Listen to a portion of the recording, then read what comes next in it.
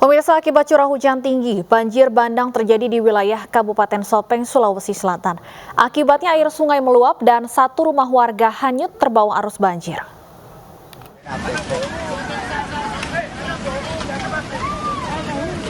Video amatir ini merekam detik-detik satu rumah panggung milik warga hanyut terbawa arus banjir saat Sungai Lawo di Kabupaten Sopeng meluap.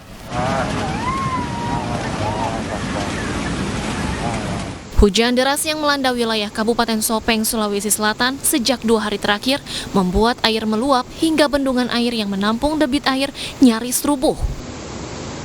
Badan Meteorologi, Klimatologi, dan Geofisika (BMKG) wilayah 4 Makassar sebelumnya sudah mengeluarkan peringatan dini agar wilayah Sulawesi Selatan bagian tengah termasuk Kabupaten Sopeng agar waspada akan terjadinya potensi bencana alam.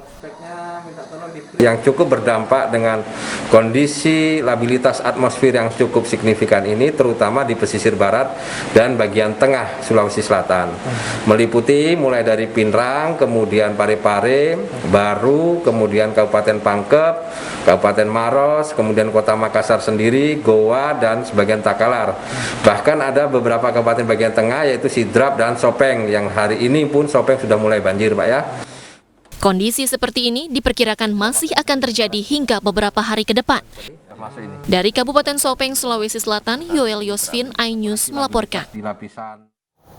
Bagaimana informasi terkini dari bencana banjir di Kabupaten Sopeng? Kami sudah terhubung dengan Wakil Bupati Sopeng, Lutfi Haldi. Selamat sore, Pak Lutfi. Selamat sore, Mbak. Baik, Pak Lutfi, bagaimana kondisi terkini di sana? Apakah banjir sudah surut? Jadi dengan turunnya hujan mulai hari Minggu mengakibatkan ada beberapa wilayah kecamatan banjir pada hari Senin, yaitu Kecamatan Lalabata, Gandra, Dondri, Meroriawa. Dan alhamdulillah hari ini sudah 3 kecamatan airnya sudah mulai surut, tapi bertambah pada kecamatan lain yang diakibatkan dengan adanya Sungai Walana yang melintas di Kabupaten Sopeng. Banjir di 3 kecamatan sudah surut namun meluas di wilayah lain. Pak Lutfi, berapa ketinggian banjir saat ini? Jadi ketinggian air tadi ya, karena saya baru pulang dari lapangan, di Kecamatan Liliri tinggi air bisa mencapai 1 meter bahkan ada yang lebih. Tadi kira-kira ada beberapa waktu jam itu kendaraan roda 2, roda 4 tidak bisa melintas, dan alhamdulillah tadi sore sudah mulai lewat. Baik, Pak Lutfi, informasi terakhir ada 1 korban meninggal dunia, anak usia 8 tahun dan 1 balita masih dicari. Informasi terkini ada berapa korban hilang dan korban meninggal dunia, Pak Lutfi? Jadi yang anak-anak yang terbawa arus di Kecamatan Dondri, alhamdulillah sudah dapat tadi. Kemudian yang di Kecamatan Lililau sampai sekarang ini masih dalam proses pencarian. Baik, artinya masih sama, 1 korban hilang dan 1 korban meninggal dunia. Ya, betul-betul, Mbak. Ya. Baik, untuk saat ini sudahkah ada lokasi pengungsian bagi warga terdampak banjir? Di Kecamatan Dondri tadi sudah ada yang kita sama-sama dengan BPPD, dengan Dinas Sosial, membuat dapur umum, kemudian di Kecamatan Gandra dan Kecamatan Lililau. Dan sampai sore tadi hubungan antara Kabupaten Sidrap dan Sopeng masih terputus. Ada berapa total jumlah warga yang harus mengungsi, Pak Lutfi? Ini masih dalam pendataan.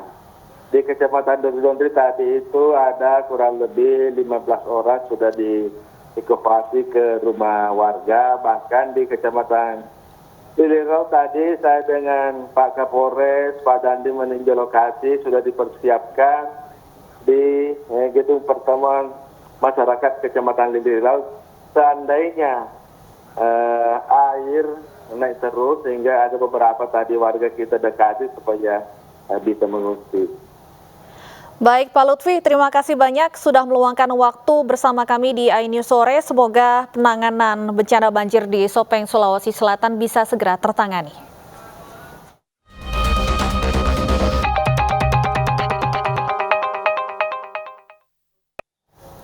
Pemirsa, warga Dusun Umbulan trauma merasakan erupsi Gunung Semeru 2 kali sepanjang tahun 2021.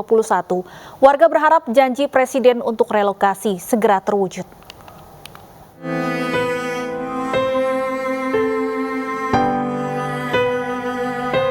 Sulaiman, warga RT 10 Dusun Umbulan Pranojiwo, Kabupaten Lumajang, hanya bisa menatap rumah dan sawahnya yang rusak diterjang lahar dingin dan tertutup abu vulkanik erupsi Gunung Semeru. Sulaiman bersama lebih 90 keluarga lainnya kini kehilangan tempat tinggal. Bahkan lahan pertanian sebagai mata pencaharian juga rusak. Ya sudah jadi hamparan pasir, material seperti ini, Pak. Mana sawahnya, Pak? Di sekitaran sini, Pak. Semua RT 10 mayoritas mempunyai lahan di sini, Pak. Kalau di sebelah sana yang masih biru itu jarang yang punya, Pak, untuk RT 10. Pak, ini berarti di belakang ini bukan aliran tapi sawah ya, Pak ya? Sawah, Semuanya. sawah. Tanaman apa aja, Pak? Tanaman padi, cabai, palawija semua lah, Pak. Di sana, Pak, yang ada. Ini bukanlah pertama kali warga Dusun Umbulan harus mengungsi akibat erupsi Semeru. Akhir tahun 2020 dan pertengahan Januari 2021, erupsi Gunung Semeru juga memaksa warga meninggalkan rumah mereka. Kini relokasi menjadi impian warga untuk terhindar dari bahaya. Kalau saya sendiri maunya mau di tempat lain, Pak. Maunya di tempat lain. Trauma ya, Pak ya? Iya, sudah beberapa kali kami, sudah 1 tahun sudah kena 2 kali ngungsi begini terus, Pak. Dan kasihan anak-anak kita, Pak. Trauma terus, Pak. Sementara Presiden Joko Widodo yang meninjau langsung daerah terdampak letusan Gunung Semeru di Lumajang berjanji akan putuskan segera tempat relokasi bagi warga yang terdampak letusan Semeru. Kita berharap setelah nanti reda semuanya bisa dimulai, baik itu yang berupa perbaikan infrastruktur maupun kemungkinan relokasi dari tempat-tempat yang memang kita perkirakan berbahaya untuk dihuni kembali. Tadi saya mendapatkan laporan kurang lebih 2.000-an rumah yang memang harus direlokasi. Ini segera akan kita putuskan di mana relokasinya, dan saat itu juga akan segera kita bangun karena saya kira semuanya sudah siap. Ya. Menurut data yang diterima Presiden, ada sekitar 2.000 lebih rumah yang harus direlokasi akibat letusan Gunung Semeru. Selain rencana relokasi, perbaikan infrastruktur akan dikejar setelah proses evakuasi selesai dan aktivitas Gunung Semeru telah mereda. Dari Lumajang, Jawa Timur, Denny Irwansyah, iNews melaporkan. Pemirsa, selain Semeru, Gunung Merapi di perbatasan Jawa Tengah dan Yogyakarta juga mengalami erupsi. 3 kali semburan awan panas dan lava pijar terpantau petugas BPPTKG.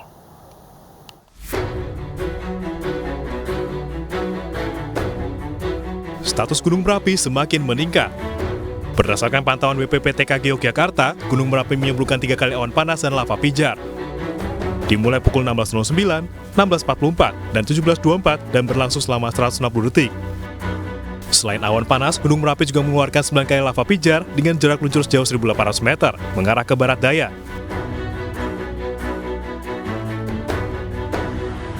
Meski demikian, petugas masih mempertahankan status Gunung Merapi pada level 3 atau siaga. Petugas mengimbau warga agar tidak beraktivitas di sekitar lereng Merapi pada radius 5 km dari atas puncak.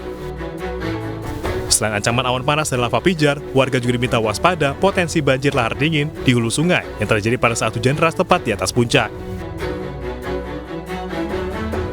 Dari Yogyakarta, Heru Trijoko, iNews melaporkan. Dan pemirsa, untuk membahas erupsi Gunung Merapi dan Semeru sudah bergabung bersama kami ahli vulkanologi Surono.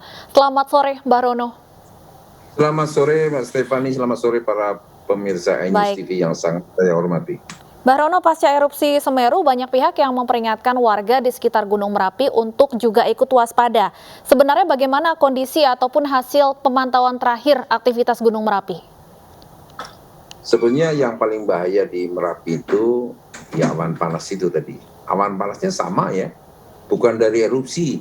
Sama seperti Semeru, itu bukan erupsi itu, ya kan, awan panasnya.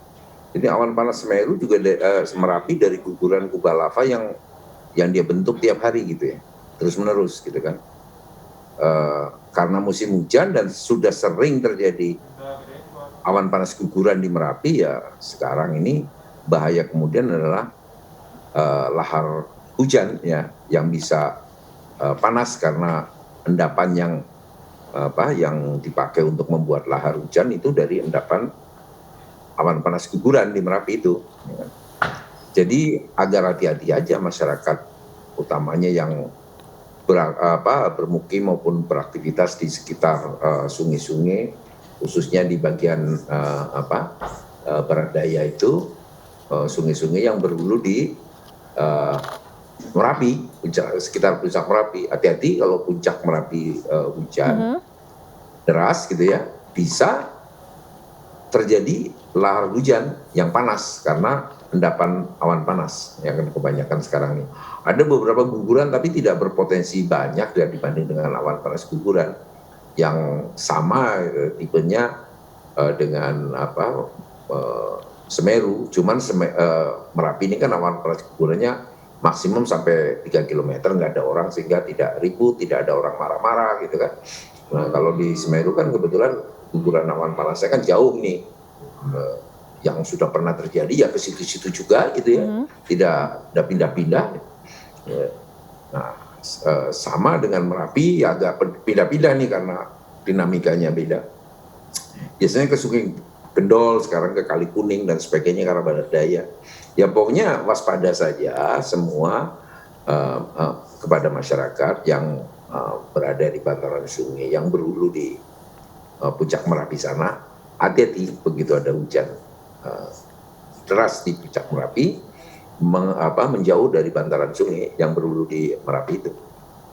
Baik, Mbak Rono, warga di kawasan Lumajang mengatakan tidak ada peringatan dini sebelum erupsi Semeru terjadi. Sebenarnya adakah tanda-tanda umum yang bisa dilihat atau diketahui oleh warga sebelum terjadinya erupsi Gunung Merapi?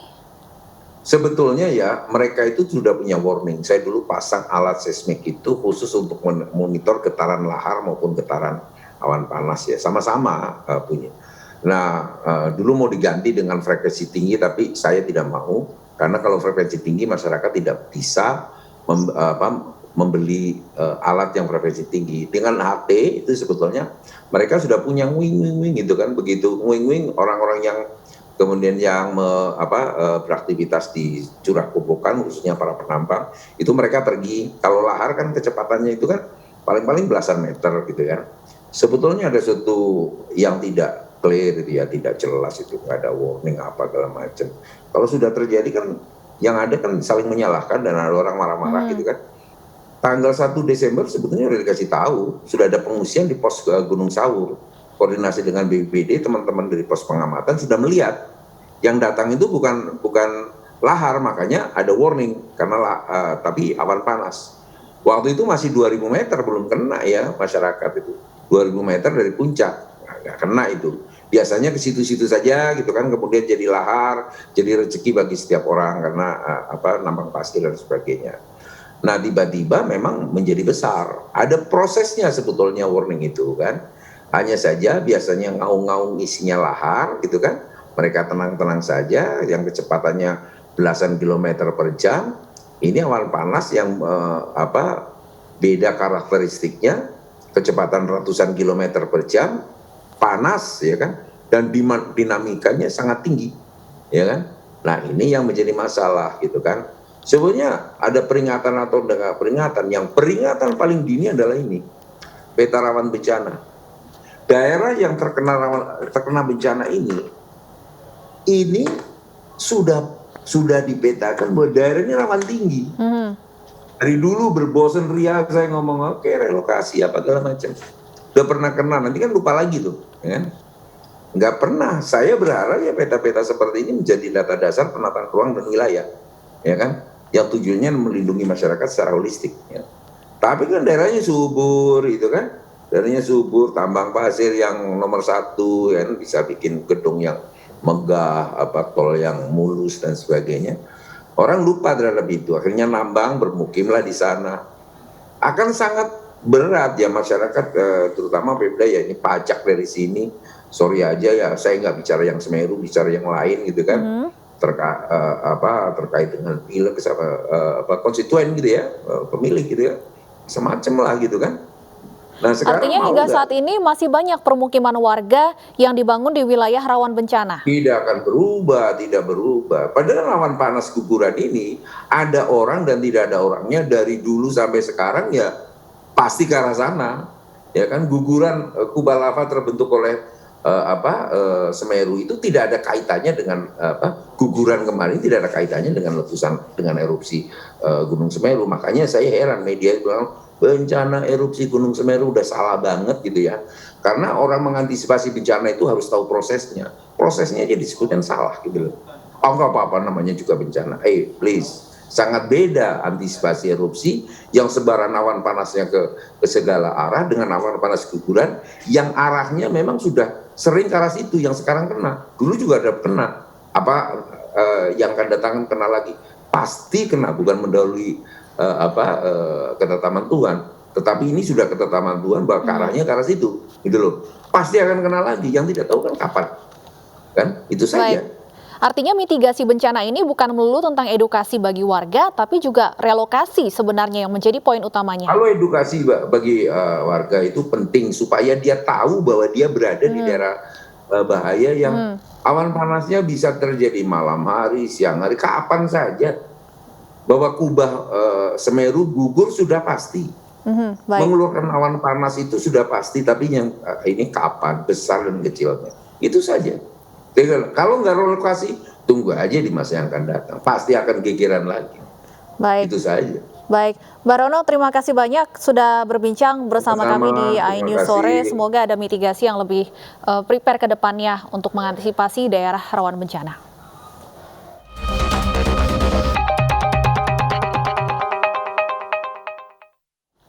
Pemirsa, helikopter terbang rendah rusak bangunan warga.